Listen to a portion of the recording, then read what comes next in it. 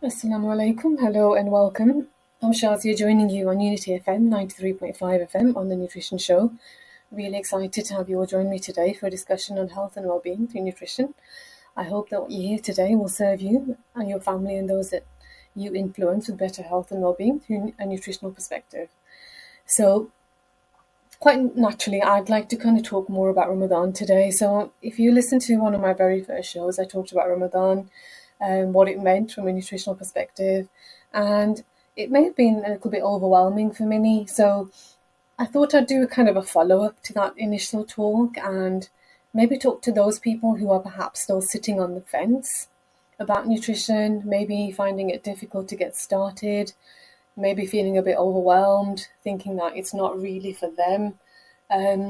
So I thought I'd kind of fill in that gap perhaps that I didn't address at the time because I know that this is going to be quite a few people. I see them in my clinic, and it's not the easiest place to be. So it's not about judging anyone. It's about finding that kind of way to support and get those people on board. And it may be that they kind of come on board for a little while and then step back and then have to think again and then come back, and that's okay. Nutrition is a long term initiative. It's not something that changes overnight. It's something that you've got to work at and you've got to keep going. And don't compare yourself to others. It's about looking at yourself and comparing yourself to yourself. And I learned this through kind of personal development lectures myself. So, I'm quite guilty of doing it. And I'm sure many of you listening may also be. And it's never a case of comparing yourself to others. It's always about looking at yourself and how you can do better for the next time, whether that be the next hour, the next day, the next week. And sometimes, it just so happens that you've just had a really bad month and it's just not worked out at all. But it's not about beating yourself up. It's about looking for ways and means to continue to improve. So before I dive in, I just want to make sure that everyone who's listening is aware that the talk today is general in nature. It's not kind of speaking to anyone in particular. It's not sort of providing any medical advice. I'm not a medical professional in that sense. I am a pharmacist and nutritional therapist, but I cannot provide medical advice in this way. So it's there for information, it's there for education and empowerment, which is what I love to do. And it's there for you to take on board tips, things that you can take away with you to kind of start thinking about and applying in your day-to-day life. And that's the idea of these shows. It's meant to have sort of a practical nature to them so that you're able to do that and not kind of just be sitting there listening to me lecturing you about what can be done, what can't be done, what the issues are, etc., etc. So it's not there for that purpose. So I can't believe we're a week into Ramadan. I want to know, where has it gone? How has it gone so fast? How is it going for you? I can't say I've improved vastly over the last 7 days, but I know I've got a lot going on personally, and I'm sure a lot of people have. So, this can sometimes overshadow our kind of benefit and our kind of mindset to kind of do the best that we can in this beautiful month. If you're in the same place as me, again, reflect and make a plan, make something work for you by writing it down, by taking action. I mean, that's the way we're going to do it. And that's advice for me first before I advise you, naturally, because we tend to tell other people what to do, but usually we don't do it ourselves, which is not the idea. But the idea is that we take on board little things that we can do and run with them whilst we have that time and that opportunity. And 21 days left of Ramadan is not a long time. It'll fly by. And even if there's one thing that you can take away from today's show and apply for the rest of Ramadan, that is a massive, massive commitment and massive achievement. So please do listen in and kind of take whatever you can from this. Read, educate and empower yourself. Teach people around you. Remember, share. If you're sharing information, that is caring. So that is the kind of way to do it. So I'm sure you've been listening to lots of talks and things to get yourself spiritually prepared.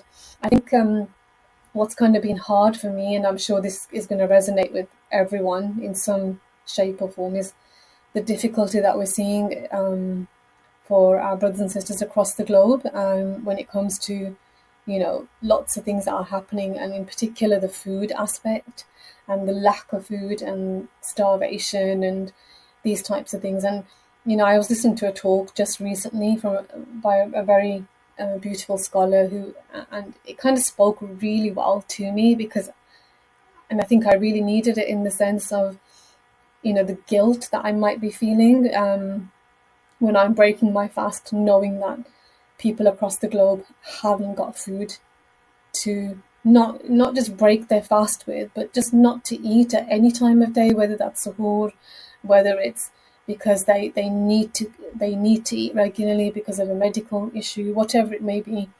And I mean, that really does kind of, it has this really profound effect. And I love this lecture because it kind of put things into a lot of perspective for me, and I'm sure it will for you as well. So this is one of the things I want to bring up because I think it's really important.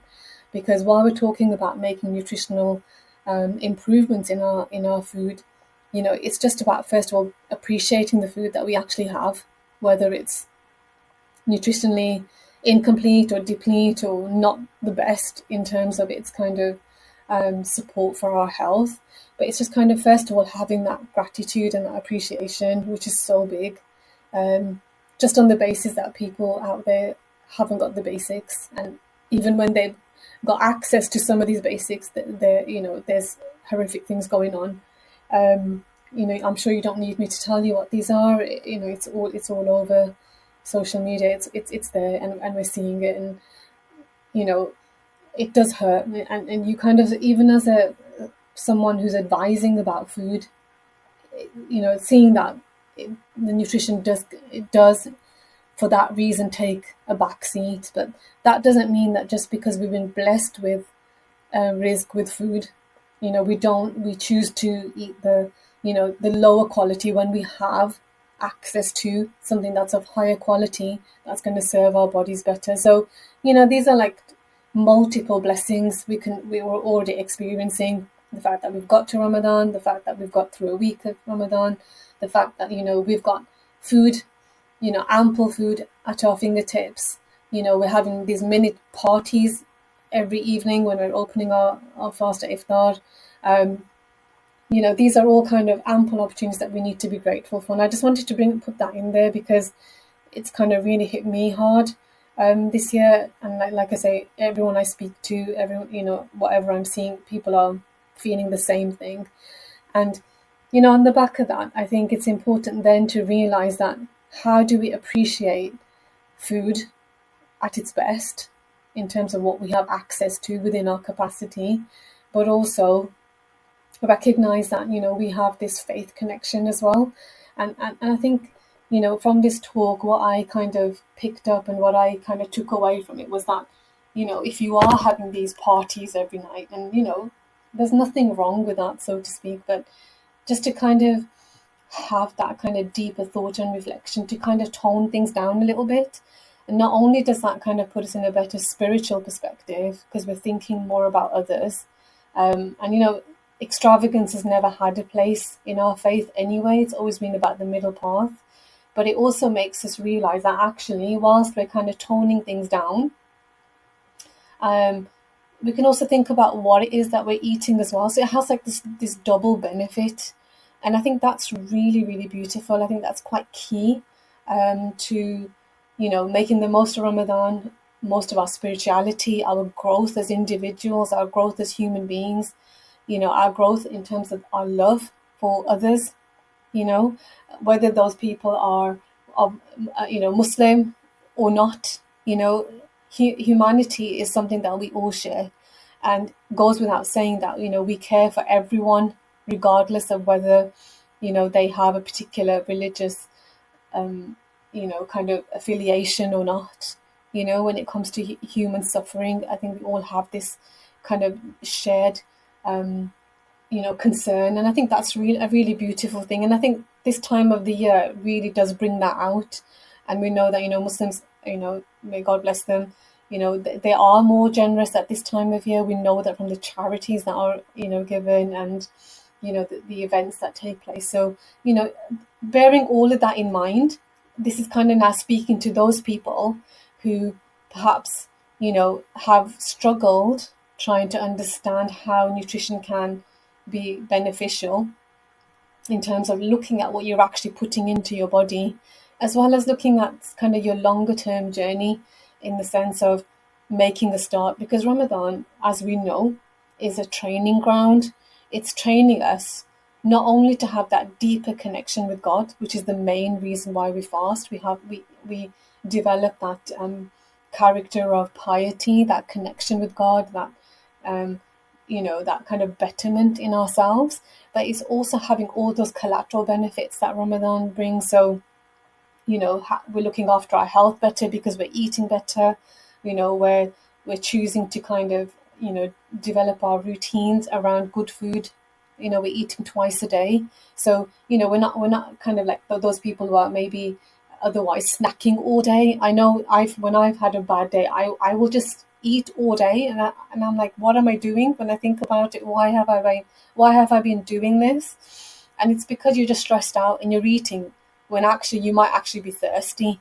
Our thirst and our hunger center in the brain lie next to one another, so it's quite easy to kind of get that understanding wrong. So actually you may be thirsty when you think you're hungry and you're just snacking, and I'm guilty of it, so it's easily done. So you can see that Ramadan, that discipline that we have, allows us to eat better because we were already kind of in that training process, which goes for 30 days or so.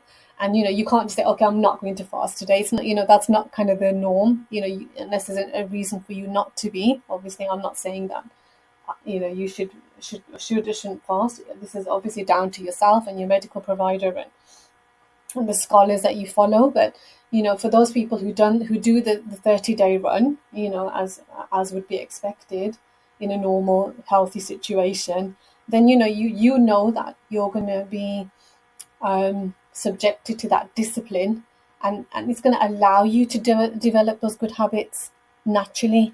It's not going to be a struggle, whereas it might have been outside of Ramadan. So that's what I really love on the back of what we're seeing in the world and how we're reflecting on ourselves and understanding the complexities about food, whether that's kind of food that isn't available because there are people who choose not to make it available for others, or whether it's a choice that we make as individuals when we have menus and menus and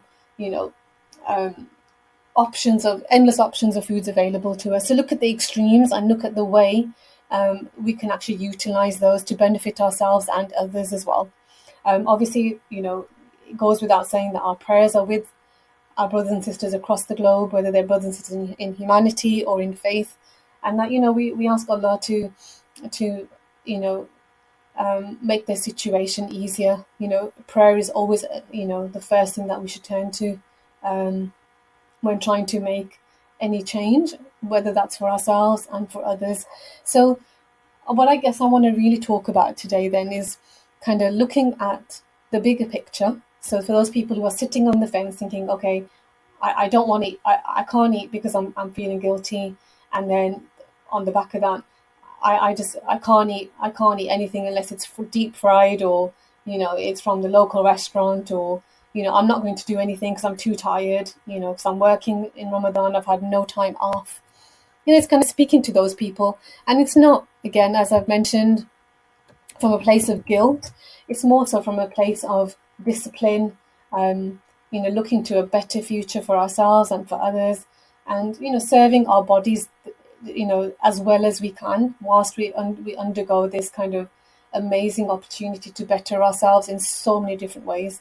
So how can you do this? So if you're that kind of that person who's sitting on the fence, who's not really kind of thinking about how to improve your food, you're quite happy with having your curry at the end of the night with chapati or rice or whatever it is that your staple food is, and samosas, pakoras, and other lovely different cuisines that we see in the different cultures, and that's your day in, day out routine. I really want to kind of speak to you, and this is kind of from a very general perspective. Again, it's not kind of dictating, or it's not kind of judging in any way. It's kind of just to kind of say, this is an ideal time for you to start thinking about how you're feeling. So, just take the everyday example. Someone who's having their curry, their chapati, they're having their pop, and a couple of samosas, pakoras, and then a nice slice of cake at the end of the night. And that's the iftar done. So let's run this situation now a couple of days in a row, something similar. Obviously, you want something different every day, particularly if you're that type of person to get bored. How do you feel kind of 3-4 days into this? Do you actually feel like you've got the energy to then to partake in the night prayers, the Tarawih prayers? Are you at your best? Are you focusing on what you're saying in your prayers?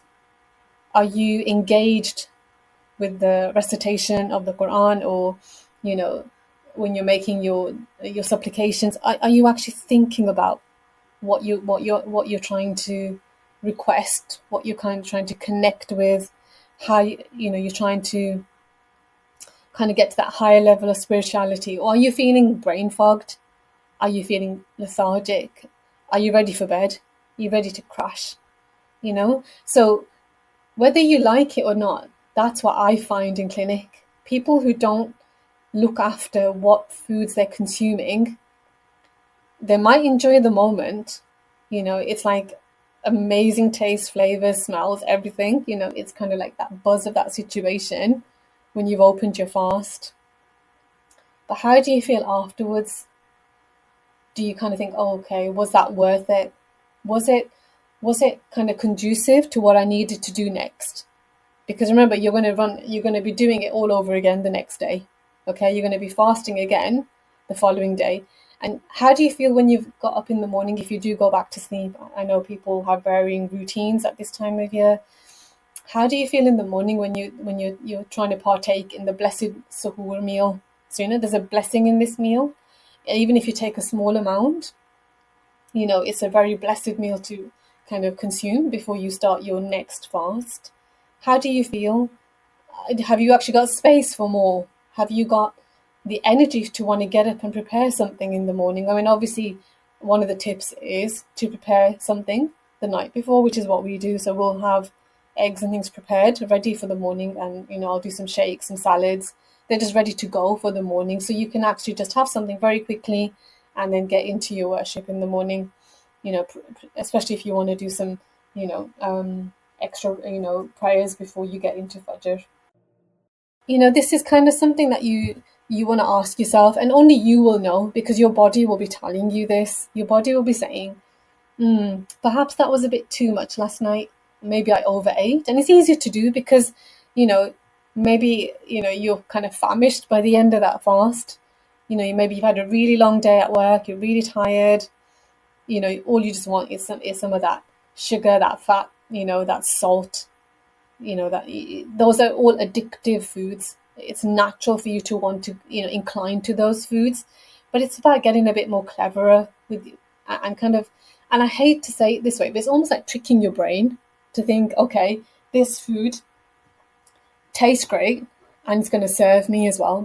And maybe it's not a case of actually tricking your brain in its entirety, because actually good food can taste good, and for me, it's taken a long time to work out how to do that. And I've talked about this in other shows. So, for example, using, ample spices and herbs, seasoning your food really well, looking at the types of cooking methods that are available to you, whether that's air frying, which is a lot better than deep fat frying, looking at the types of oils you use. All of these things will actually matter. So these are all areas to look into when it comes to finding foods that are compatible with you, that are useful in terms of the nutritional content, but also to make them foods that you can consume on a longer term basis. Because if you consume, I don't know, a really healthy salad on day one, and then you're like, okay, I can't do this for day two because it's just too bland, I can't deal with it, you're not going to get anywhere with making those positive changes.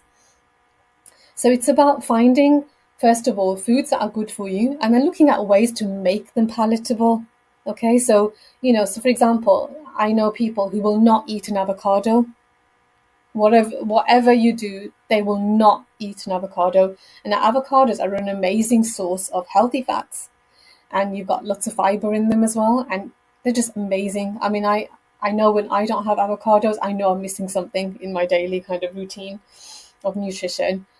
So yeah, I get it. It's not going to be for everyone, but it's an amazing food to add. How can you make it more exciting? Well, what can you do? You can season. You can add nice seasoning, so salt, pepper, olive oil. Put it into a salad. You can even add it to a smoothie with chocolate, with some coconut, if you want to make a nice hearty smoothie. There's so many things that you can do. I made some guacamole the other day. So simple. So I just got a couple of really ripe avocados, smashed them up with a fork, salt, pepper, a bit of olive oil, and lime, freshly squeezed lime, and I just mixed it up. It couldn't get simpler, and I just wanted that with some corn crackers that I had. So I felt peckish, and that was a dessert that, a snack that I needed there and then, and that was so easy. So there's things that you can do. Look for inspiration online. There's just so much out there now. I mean, there's so much social media content that's so easy to utilize and go to. Type in avocado recipes, type in fish recipes, whatever it is that you find hard to eat, but it's good and you'd like to try to incorporate that into your diet. Go online and do some research. How many hours do we spend watching rubbish? I'm sorry to say it, but we do. We can spend hours watching, sequels of things, and a lot of us are probably still doing it, if we're away or on the weekends. I'm not saying don't watch things. I'm saying allocate some of that time to your well-being. Go online, look for a recipe. I'm not, an accomplished cook in any means, any stretch of means. So I will look for something simple. So I will type in simple recipe for, no cook recipe for, and you can look for recipes that way. And then you can find, and the ones that you like, bookmark them. And then you can use these later on when you develop a plan for your meals going forward. So there's so many things that you can start to do. And, if you don't start thinking about this for yourself, no one can do this for you. And, and you'll see this, like I say, in yourself. I mean, I know from someone I spoke to who goes for Tarawih prayers, and he was saying that he's in the mosque lined up with other brothers praying, and all he can hear is burping and belching. And and I thought that is so. I mean, it's disrespectful. It's not fair to the person who's trying to focus on their prayer when you've got people who are probably they've overeaten, and they're probably they've got digestive issues, and they've come to the mosque. Now think about your fellow Muslim brother or sister standing in a line praying in the masjid. And this is your state, because this is how you've treated your body that day. And the funny side is there, but it's actually it's embarrassing. We're supposed to be an example as Muslims. We're supposed to be exemplary. We're supposed to be setting the scene for others, and we need to kind of think about the effects that our actions are having. And please don't get me wrong. I'm not saying don't enjoy your samosas, your pakoras, your other fry-ups, whatever it is that you're preparing. I'm not saying don't enjoy them. Think about what it is that you're doing to your body. Think about moderation. Think about variety. Think about rotation. Think about what you can add in. So what I'll do is I'll kind of try and talk about some of these things after this short break. This is not, like I said, it's not here to lecture you. It's kind of there to help you to kind of just think about yourself whilst you're in this period of kind of reflection and growth, because it is such an amazing time. And with the worship, from the daily routine, things that we need to do, the obligations like the prayers, the fasting, etc. Those are they're beautiful in and of themselves, but these are other forms of worship. What you put into your body can constitute an act of worship. Why? Because you can make the intention that I'm going to eat well because I want to be able to stand, in the masjid tonight and pray 20 Tarawih behind the Imam. So you've made it an act of worship. You've got an intention in place. You want to be rewarded because you've done the best for your body to prepare yourself so you can focus, you're hydrated, you're thinking, you're you know you're kind of taking on board the words that are being recited. you know for a lot of us who are kind of you know we understand bits of the Quran, because we recognize words. It's an amazing experience to actually understand those words. So if you're feeling sleepy and groggy and you're belching and you're just uncomfortable standing in that prayer line, you're not going to be thinking about those words. You're not going to be thinking about what the Imam is reciting. You're not going to be feeling that same spiritual uplift. You're not going to be in that atmosphere.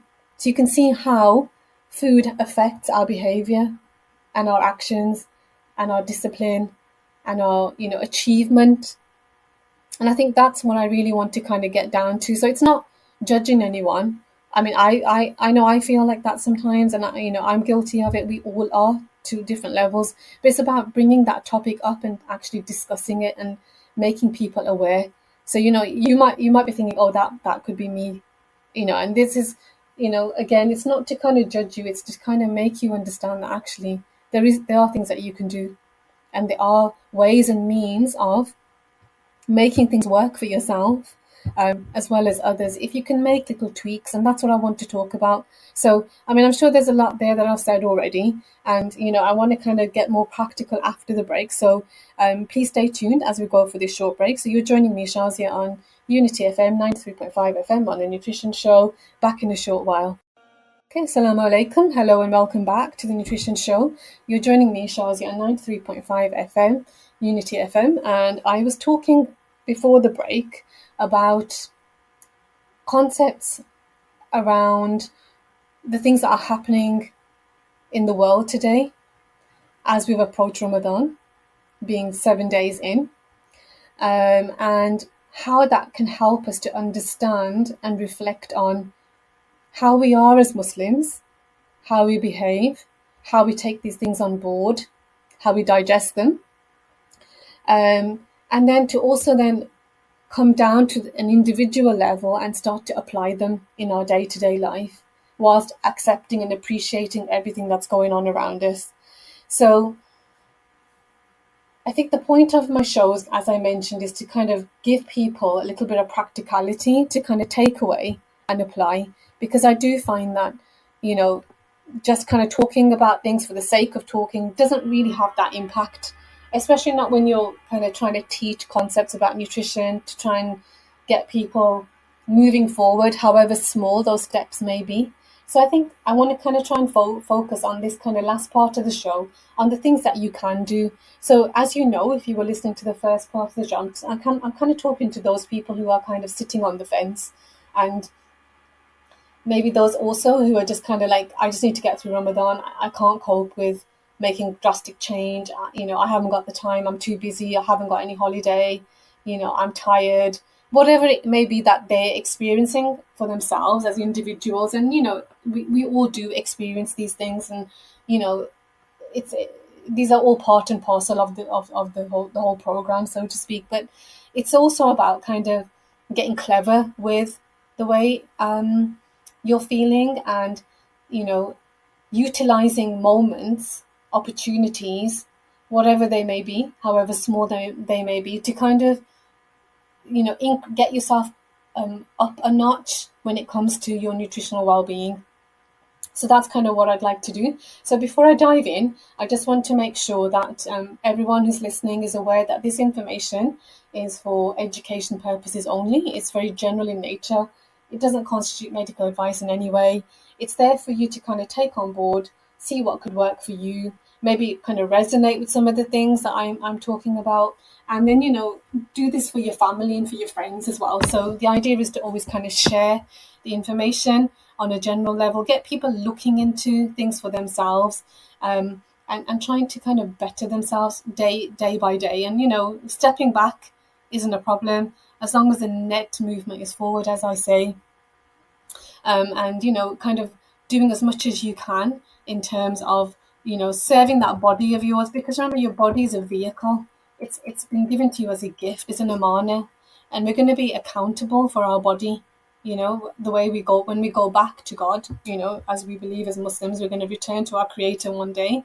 We're going to be accountable for the state that our body is in. Now, that's not to say that our situations are the same. It may be that someone is in a far worse state because of their particular circumstance and condition, compared to someone else maybe who's had ample choice of food and options available to them, and they've just not made the right choices. So I guess it's kind of talking to those people more than those people who are kind of stuck in a situation and they can't get out of it.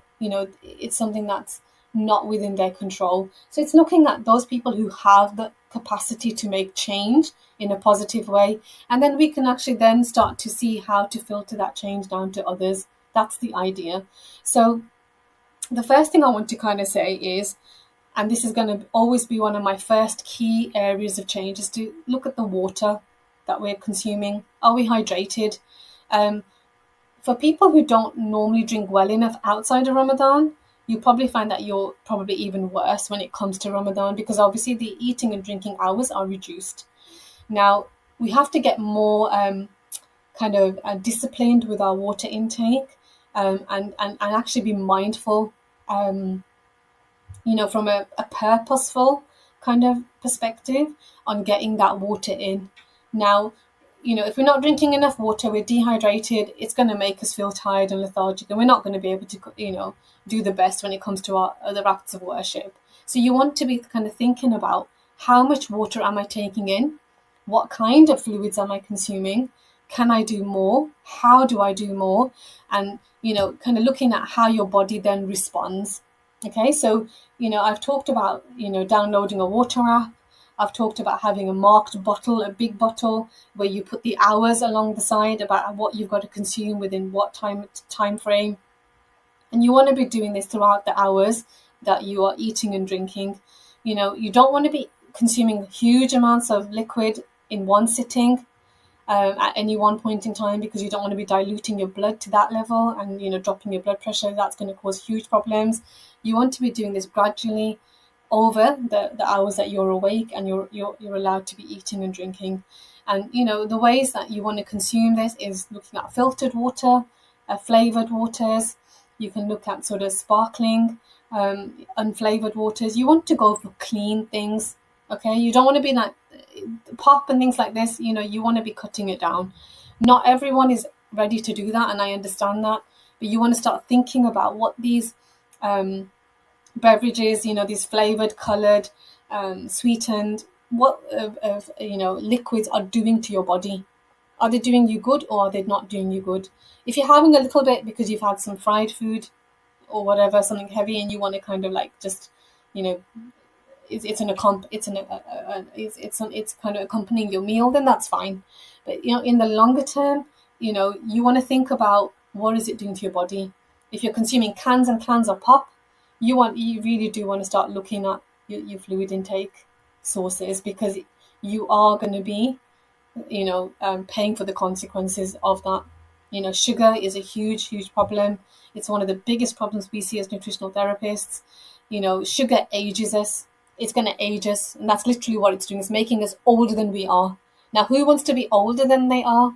I don't think there's anyone who's listening right now who's going to want to think, oh, do I want to be 10 years older than I am?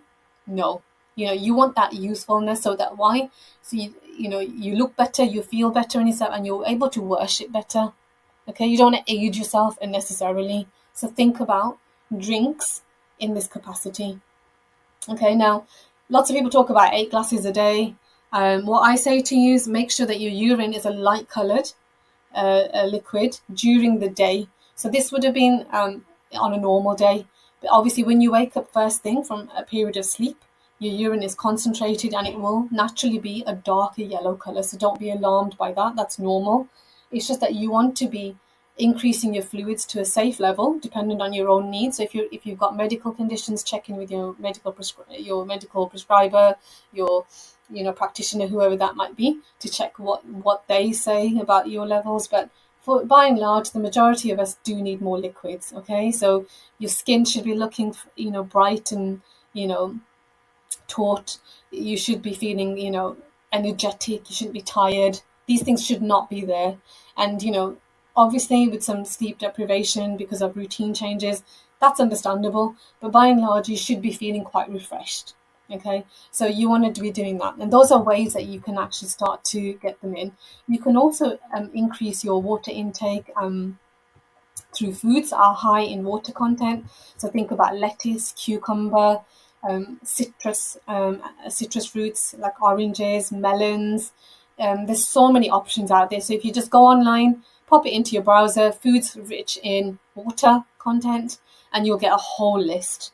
So many ways to do this. So think about how you can do that. So you want to be kind of focusing on increasing water intake. Obviously, if you're doing a lot of coffee, caffeine related drinks, that's going to kind of cut from your water intake. So you want to kind of be limiting those. Herbal teas are great. Think about the options that are naturally decaffeinated. Think about peppermint. Think about ginger teas. You can even make your own. I do a lot of my own. So I will put in a green tea bag and I will add fresh mint. And then if I'm really craving something sweet, I'll put a little bit of honey in there as well. So you've made your own tea. Yeah, so you can do that. Lots of things that you can try and do. Lots of examples online, but get that water intake up, because you'll find that you will, you will be fresher for it, and you'll be able to worship a lot better. Now, a lot of us will go for foods that are perhaps not the best options when we're opening our fast. So think about how you open your fast. Dates are part of the sunnah. It's what the Prophet, peace be upon him, did. He opened his fast with dates. Again, dates are great, but think about the sugar content. You want to go for moderation. One date, amazing, it's enough. So you don't want to overdo the good foods as well, because you can easily do that. So think about dates, think about having things like nuts. I do that when I open a fast. I'll have some fruit and I'll have some nuts with it. So I want to kind of curb that blood sugar peak that I will have because I've opened my fast with fruit. So have some nuts alongside, a small portion of fruit that you're having. Another really nice way to increase your liquids, as well as going for a lighter option when you're opening your fast, is to utilize a soup. So it's light on the tummy. It's probably going to give you enough sort of fulfillment. That satiety is going to be great if you have a bit of soup as you open your fast, because it gives you that little time then to go and pray. Because remember, the idea is that we open our fast to a level of a little bit of fulfillment. So you're not going to be focusing on food when you're praying your sunset prayer. So you want, a soup is a lovely way to do this because it's light, it's nutritious, and it does kind of, give you that little bit of, that fulfillment, that satiety that you need before you go and pray. Okay, so maybe a date, a nice, a drink of some sorts, in a nice herbal drink, a little bit of fruit, some nuts, and then, maybe a small amount of soup, just to kind of give you enough to then go and pray. So you want to kind of think about, the effect on our stomach. Our stomachs aren't ready for a massive meal. Most people will find that their stomachs are probably kind of shrunk maybe at the end of Ramadan, because our routines have changed, particularly if you eat more often during the day normally. So you want to kind of ease your stomach into the nutrition that you're trying to provide, okay, whilst making yourself comfortable. And that's easily done. So soups are so easy to make. I recommend to everyone to have a pressure cooker. Put in as many different kind of vegetables as you can. Think about tomatoes, think about onions, think about carrots, things that we have in our pantry every day. You don't have to get so exotic straight away. Think about everyday fruit and veg. Vegetables, obviously, when you're making a soup, and then you can add in the spices, you can add in the herbs, make them exciting. I add tomato puree to get some more nutrition out of my soups, and I'll add a really nice stock cube. So it's always, I think, stock cubes, a nice organic quality stock cube is a great investment. So add that in. Add some kale in there, which is something that I can't really consume without cooking it really well. Mushrooms are a great option. Add as many as you can, and support your body with getting to your 5 a day. Even if it's one a day, if you've not done anything before, one a day. If you're having it in a salad, but your soups are going to get you to that higher level, 5 a day, 10 a day. These are the normals that we want to try and see. So utilize soups as a way to kind of support your body when you open your fast, as well as getting closer to getting your 5 and 10 a days in.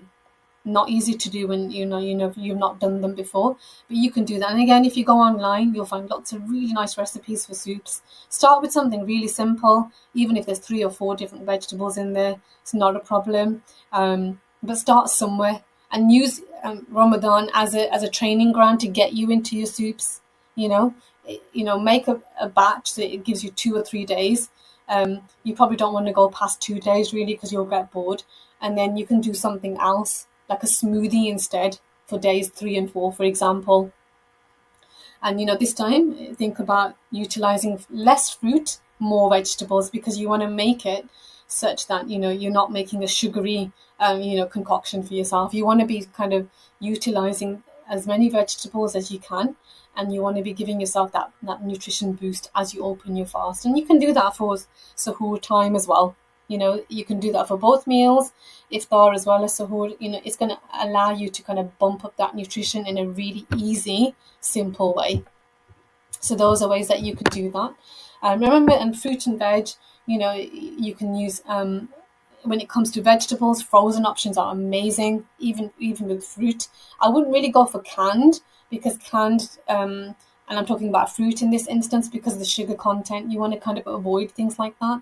You want to go for something that's kind of in its natural state as close as possible. But canned, frozen, fresh, all count. They all count. So you want to kind of looking at ways and means to kind of get these in. And, using Ramadan as a reason to do it, to better yourself, why not? Why wouldn't you do it? It's such an easy way to do it. And think about buying in bulk. Think about buying when things are on offer. Think about buying and then freezing. Batch cooking. So if you've got the weekend available, try and do some of these things. Soups and stews and things like that on a weekend, and then freeze in portions, so that if you are working during the week, you're literally just defrosting by leaving a portion in the fridge on the day that you're going to consume, or the night before, because you want to allow it to get to the defrost stage depending on what it is, and then you're ready to go when that meal is then due. And getting your family on board, getting the kids involved, what better way to educate them by showing them, by example. It's going to really, really support. And that blood sugar balancing couldn't be more important. So coming to blood sugar balancing, thinking about every time you're consuming a carbohydrate food, pair it with a fat or a protein. So again, familiarize yourself with what carbohydrates are, what proteins are, what fats are, and start doing this mix. Like I said, when I have some fruit, I'll have some nuts with it. That's my protein and fat source in one. Okay. If I'm having a cracker, I might put some nut butter on there. If I'm having some carrot sticks or some cucumber, I might have a hummus dip with it, a guacamole dip, whatever it is that you've got at the time. You can kind of balance these things out by doing these, little things. There's little tips and tricks that you've got there to kind of realize that you are supporting your body by getting rid of that kind of roller coaster effect that we otherwise will have if all we're doing is carbs. And remember, your fruit and veg are carbs. Okay, so even though we think of carbs as bad foods, your good foods are in there as well. It's knowing and recognizing what they are, and then taking measures to support yourself in achieving that blood sugar balance at all times. So both meals of the day need to be balanced. Okay, you don't want to be suffering sugar slumps at either times of the day. Think about adding, to your salads. You might want to add some lentils to that, some beans, some chickpeas. You might want to shred some chicken into there. You might want to put some grilled fish into there. This is all balancing your carbs and your proteins. Remember to put in healthy fats as well. What are they? If you're wondering, nuts, seeds, olives, olive oil, avocados, fatty fish. All of these are healthy fats. think about putting these in, making them part of your meal, and you'll find that your health will, it'll pick up. It will start to have an effect, and you'll see that in your worship during this month. And if you are able to maintain that habit, because remember, Ramadan is all about maintaining good habits beyond the month as well, you'll find that you will see the benefits, far and beyond 30 days. Okay, so those are things that you can start to do straight away. The other things that I always say to people is, don't worry if you're finding it difficult to do these things because you're just overwhelmed. What I say to people is add, rather than worrying about what it is that you're consuming and how bad it is and how bad you're feeling. So when I say add, I would say, why not pick up a bag of nuts when you're out? Now, obviously, work with your tolerances, your allergies, etc. Whatever is the situation in your home. And what's stopping you just to add some nuts to like your morning meal or your evening meal? Why can't you just add a couple of nuts, and start to do things that way? Maybe some seeds, if you like seeds, you can do that. Why wouldn't you, for example, make that smoothie, and leave it in the fridge and utilize that over a 2-day period if you can? I mean, it depends on the quantity you make and, how cold your fridge is, etc. Why wouldn't you do that? Simple things that you can do, that you can start to add, even if you are consuming the fry-ups twice a day, whether that's in the morning and at night. No, that's an extreme example, but even if you are, why wouldn't you try and do those things? Pick up a herbal tea. If you see you're kind of passing the coffee and tea aisle in the supermarket, pick up some green tea. Have a cup of that at the end of your iftar. And you can say that that's my fluid intake, but you've actually bumped up the nutrients by putting a green tea bag in there. Yeah. So think of little easy ways to kind of bump up that nutrition. Those dips that I mentioned, you can have some hummus. Have some hummus with your pakoras and samosas. Why not? I've tried it. It tastes great. Guacamole, other dips that you can find that are, nutritious. There's lots of that they make with yogurt as well. So it's not to say that our food isn't nutritious. It's just that sometimes we don't have the variety. We use the wrong cooking oils. We use the wrong cooking methods. There's things that we can improve on, and I'm talking from sort of a South Asian kind of background, which is the background I'm from. Where obviously each kind of culture will have their own kind of issues to look into and consider, whether that's too much sugar, whether that's too much fat and the wrong type of fat, whatever it may be. So it's something that each person has to look into for themselves, and by adding things, you're already starting your journey. Adding nuts, adding seeds, adding an avocado into a salad. Starting with a salad, if you've never had a salad before, just chop up some cucumber, some carrots, some tomatoes. Season it well. Seasoning will help you to consume it. A boring salad doesn't go a long way. And what do I mean by seasoning? Salt, pepper, olive oil. Mix it all up. Pour it onto your salad. A bit of garlic if you like garlic. Whatever it is that will help support you to actually consume that food. That's what you want to be doing. Those are such easy things that you can do. And, more often than not, these ingredients are sitting in your cupboard. Turmeric is an example. I talk about turmeric all the time. Turmeric milk. Why not have a little bit of turmeric milk in milk, cooked in well. There's lovely recipes online. If you look up golden milk online, this is not only is it nutritious, it's going to serve your body. It's going to help with inflammation.